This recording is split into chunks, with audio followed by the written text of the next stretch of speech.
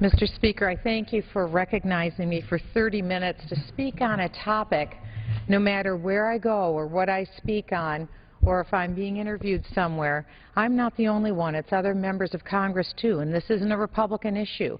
This is a bipartisan issue that Republicans and Democrats, Mr. Speaker, confront wherever we go across the United States.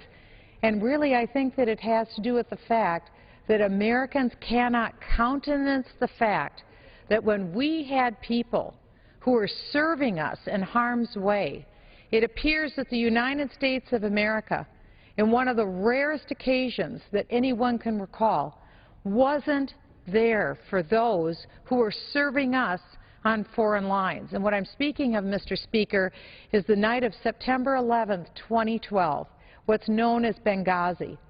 People still say to us, Mr. Speaker, again, Republicans and Democrats alike, because this is clearly a bipartisan issue. They say to us, when will we get the definitive report on Benghazi? When will we get some answers on what happened on that night, September 11th, 2012? Because no American citizen should go and serve her country and not be protected by the nation that sent her there. Those who were killed that evening, Ambassador Chris Stevens, the first American ambassador to be killed in 30 years in the line of duty. Sean Smith, who was there that evening with our ambassador.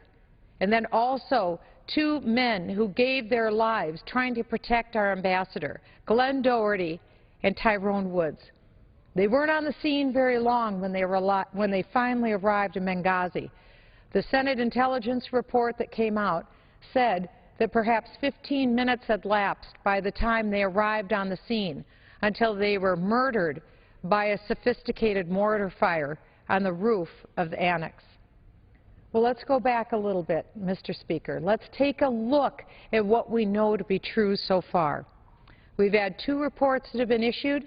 One is from the Senate Intelligence Committee, and I commend every American to go to the Senate Intelligence Committee website and download that report. Read it for yourself. Share it with your friends. Share it with your family. And you'll be shocked at what you read in these findings. Now, the media didn't pick it up. The report came out. It's true. It was reported in the media. It's true that there had been a report. But what the findings said about the lack of management and the lack of accountability coming out of the White House and the State Department, quite literally coming to the very doorstep of the President of the United States and of the Secretary of State, Hillary Rodham Clinton. Well, Mr. Speaker, I think it's shocking. And shocking is the fact that to this day, there have virtually been no firings at the State Department for what happened at Benghazi. Despite the fact of the report that was issued by the Senate Intelligence Committee, and despite the fact that this week the House Foreign Affairs Committee issued another report after another investigation of what occurred at Benghazi. You see, there was a report, Mr. Speaker, that was issued prior to this one. It was the Benghazi Accountability Review Board.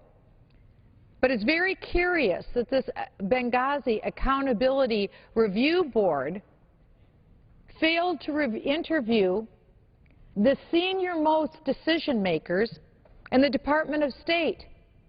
The facility in Benghazi, the compound where Chris Stevens, Sean Smith lost their lives, that particular compound is managed by the State Department. It's run by the State Department. And I'd like to go over some of the findings this evening in the minutes that we have together. I'd like to go over some of the findings that were issued in this report. And as I urge my fellow citizens in the United States to go to the Senate Intelligence Committee and read the damning report and the conclusions of that report, I also encourage my fellow citizens to go to the House of Representatives Committee on Foreign Affairs and download the report that was just issued this week, also in Benghazi. And the report is entitled, Mr. Speaker, Benghazi, Where is the State Department Accountability? Majority Staff Report, House Foreign Affairs Committee. The chairman of the House Foreign Affairs Committee is a representative from the state of California, Mr. Ed Royce. And Mr. Ed Royce said in September of 2013, the State Department cannot have a culture of accountability if no one, literally no one, is held accountable for the mismanagement and poor leadership of the Accountability Review Board itself identified. In other words, a report which in my mind, Mr. Speaker, was woefully inadequate in investigating Benghazi, what we'll call the ARB, the Accountability Review Board.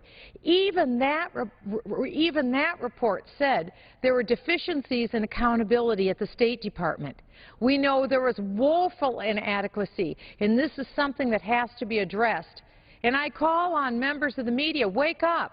Take a look at what the American people want to know, and that's answers. Answers about what led up to the night of September 11th, 2013 in Benghazi. Were there alerts? Were there reports? Did we have any idea that this tragedy was going to occur? Absolutely we do. That's what this report shows from the House Foreign Affairs Committee. What happened that night? What did the President of the United States do? Why is it that the media has absolutely no curiosity when it comes to where the President of the United States was that evening when the battle ensued? It actually was an evening. In Washington, D.C., it was 3:40 in the afternoon. In the election that occurred in 2008, there were two Democrat candidates. There was Hillary Rodham Clinton and Barack Obama, who were vying to become the nominee of the Democrat Party. And one particular commercial was aired by Hillary Rodham Clinton. It was famously called the 3 a.m. commercial. And the question that the ad asked is, who would be the person that you want to answer the phone at 3 o'clock in the morning if a call comes for a tragedy, inferring a foreign policy tragedy? Well, the call did come, unfortunately, tragically, but it didn't come at 3 o'clock in the morning. It came at 3 in the afternoon. To be precise, Mr. Speaker, that call came in at 3:40 in the afternoon from a desperate security officer in Benghazi inside the U.S. compound who picked up the phone and made a call to the desk that he was to report to. That call immediately was transferred to the appropriate channels, and literally, Mr. Speaker, within minutes of the attack on the compound in Benghazi, the President of the United States was informed not only that our American compound was under attack in what can only be called one of the greatest hellholes of the world, but he was also informed that our ambassador went missing and other Americans as well. What would a commander-in-chief do? What did our commander-in-chief do? I don't know. As a member of Congress, I don't know where our commander-in-chief was that night. I don't know, as a member of Congress, what our commander-in-chief was doing that night. I do know, again, in 2008, Hillary Rodham Clinton said she would be the individual who should appropriately take that call. She was the Secretary of State at that time, on September 11th of 2012. Where was the Secretary of State? She was here in Washington, D.C. What did she do when that phone call came in? She has testified before the United States Congress and answered questions. But let's take in review, again, for the few moments that we have, what this report states about that infamous evening. And to understand anything this tragic, Mr. Speaker, we need to understand the context of the time. That's what this report begins to lay out. The context. We know that in 2011, in May, our brave United States Special Forces took out the menace and the head of the al-Qaeda organization, Osama bin Laden. We're extremely grateful for the work that they did. But despite that blow to al-Qaeda's network, al-Qaeda wasn't done. And al-Qaeda still isn't done today. Al-Qaeda's influence continued to spread, and it spread well beyond Afghanistan and well beyond Pakistan. It had spread into the area of northern Africa. There was a disturbing trend that occurred in Libya, and there was a concern led by our President of the United States, Barack Obama. He stated that the United States needed to unilaterally go into Libya and begin bombing. The leader of Libya was a man named Muammar Gaddafi. He had been the head of Libya for a number of years. He is not a good actor. He is not someone that the United States would consider a friend. As a matter of fact, we had discovered that Gaddafi was hoping to start a nuclear program in Libya. Events ensued, and that program was stopped. Gaddafi changed his ways, so to speak, and Gaddafi actually became a partner in fighting the global war on terror and was, in fact, jailing Islamic terrorists in parts of Libya. Gaddafi was acting in this manner, and yet at that time, President Obama felt that he needed to go in and bomb Gaddafi. I severely disagreed with President Obama at the time, Mr. Speaker. This was the wrong action for the United States to take. President Obama didn't come to this body. He didn't seek permission from the United States Congress to declare war on Libya. Libya, which had not declared war on the United States. But President Obama literally sent in United States airplanes and began bombing Libya. At the time, Mr. Speaker, I was running to become President of the United States. At that time, I stated I was unalterably opposed to President Obama's policy. We should not be bombing in Libya, Mr. Speaker. That's what I said at the time. Why? Because we already knew that especially in the eastern part of Libya, this was the #1 area where people were recruited, terrorists were recruited to come and kill American soldiers in Iraq. And this was also training grounds and training camps for al-Qaeda and other terrorist forces in eastern Libya. You see, Mr. Speaker, if President Obama went forward, I said at the time, and bombed Libya and created instability, the question would be, who would take over for Muammar Gaddafi? Who would fill the leadership void? The only competing power structure was terrorist forces. Arguably, I said at the time, Mr. Speaker, we could even conceivably see al-Qaeda come in to fill the void, and Libya, being a nation that's not a poor nation, they have oil revenues that finance that country, and I was there recently speaking with the Prime Minister, with the head of the Justice Ministry and also the Foreign Affairs Ministry. This is a nation that has a great deal of infrastructure, particularly in the Tripoli area, and there's revenues that have come in.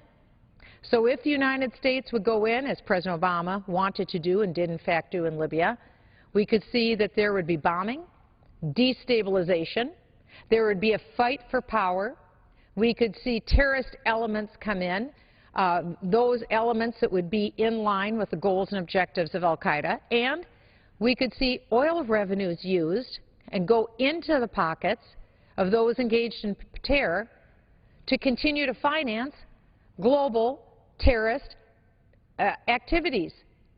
And unfortunately, Mr. Speaker, this is exactly what has happened in this region. That's what President Obama's foreign policy in Libya led to terrorists being on the march. And that's the context of the time that led up to that infamous night, September 11th, 2012. In that disturbing trend that was occurring in Libya, after a near total collapse after President Obama's ill-timed and unfortunate bombing in Libya, in June of 2012, there was nearly 1,000 Islamist militants that had converged on the courthouse in downtown Benghazi. They came in one night with 150 to 200 vehicles. For 2 days, they had a rally that was sponsored by the terrorist organization known as Ansar al-Sharia. This is in June of 2012, just a few months before September 11th. After this major rally that occurred also in June of 2012, and improvised explosive device, what we call an IED, blew a hole in the wall that surrounded this very same compound where Chris Stevens was tragically murdered on September 11th. So in June, there was a terrorist explosion that occurred just months on our compound. But that was the second explosion and attack that occurred on our compound. That was the second attack on that compound. So did we have notice? We absolutely had notice prior to that time with that second attack. But elsewhere in Benghazi, the United Kingdom, our closest ally and intelligence partner, English-speaking partner, shuttered their office. They withdrew from their staff after a rocket-propelled grenade attacked the British ambassador's convoy and 2 security officers were injured. It wasn't just the UK that pulled out of Benghazi, Mr. Speaker. The United Nations pulled out, and the International Red Cross pulled out. The U.S. flag was one of the only Western flags that remained flying in Benghazi. Did we know?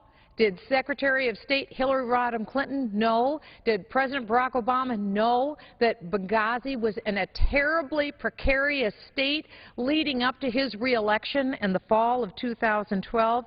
Absolutely, they knew what a precarious situation this is, because it was our U.S. intelligence agencies that did their job.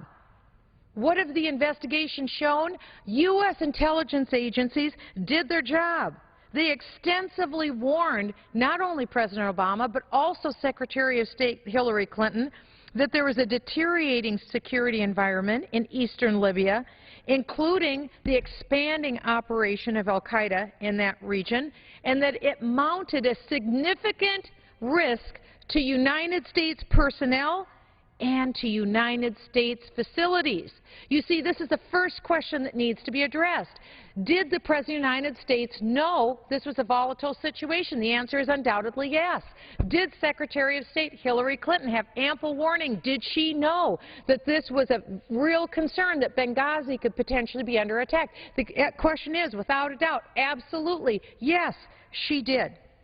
As a matter of fact, it was Secretary of State Hillary Clinton herself who stated before Congress in testimony that she well understood and, quote, was certainly aware of this reporting by our intelligence community, as well as the fact that extremists claiming to be affiliated with al-Qaeda were active in the area in Benghazi. And still, after the United Kingdom pulled out and left, Secretary of State Hillary Clinton made the decision that the United States would remain.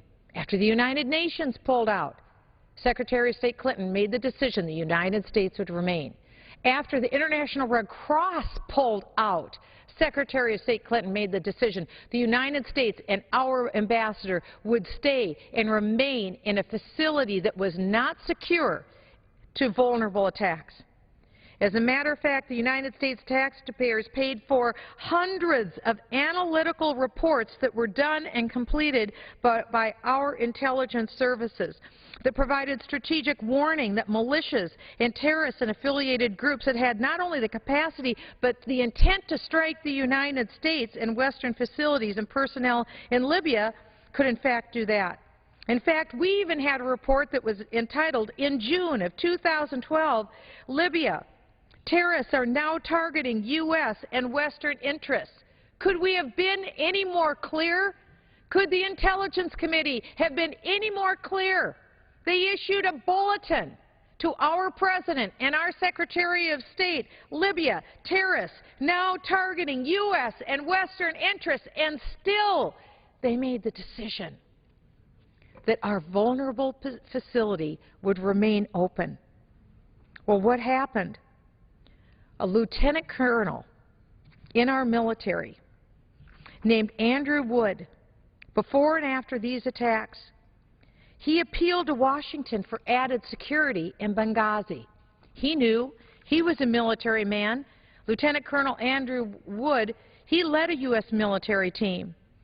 He asked for supplemental diplomatic security in Libya, And he recommended that the State Department consider pulling out of Benghazi altogether after the UK left and the UN left and the International Red Cross left. But his warnings weren't heeded. In fact, tragically, his warnings went unheeded. And despite the growing danger in Libya, State Department officials in Washington denied the requests made by Lieutenant Colonel Andrew Wood when Andrew Wood said we should get out of Benghazi, and he was told no. He said, well, if we're going to stay in Benghazi, at least add more security. Lieutenant Colonel Andrew Wood was denied. He was told, no, we're not going to give you more security in Benghazi. In fact, they took away security in Benghazi. This was after the compound was attacked with an IED explosive device. This was after a rocket-propelled grenade was fired at the British ambassador's convoy and the UK left and the International Red Cross left. Numerous incidents. In fact, 16 different incidents, terror incidents, occurred in 2012. And despite the pleas from the military for more security, Secretary of State Clinton, as the Secretary of State, did not give in to those requests. The President of the United States did not give in to the request for additional security, and yet our ambassador remained on that infamous night of September 11th, 2012, without adequate security. It was a tragic loss of life. I believe a preventable loss of life.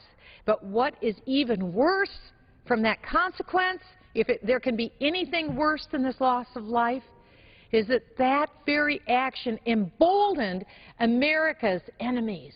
Our adversaries saw what we did in the midst of this heightened terrorist activity. They saw we did nothing to protect our ambassador. And when they killed our ambassador that night, they saw exactly how the United States responded.